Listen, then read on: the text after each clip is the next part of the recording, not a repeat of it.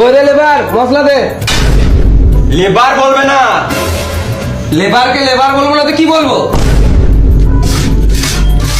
Labour মশলাটা দে। Labour কি কার মাইতে বলবে? হ্যাঁ মিস্ত্রি বলো, হেল্পার বলো, শুরু থেকে যাবো, কিন্তু লেবার বলবে না। আমাদেরকে লেবার বলবে না। আমাদেরকে মানে শুধু আমাকে বলবে না, তুই তো লেবারই পড়িস নুনু মুখ।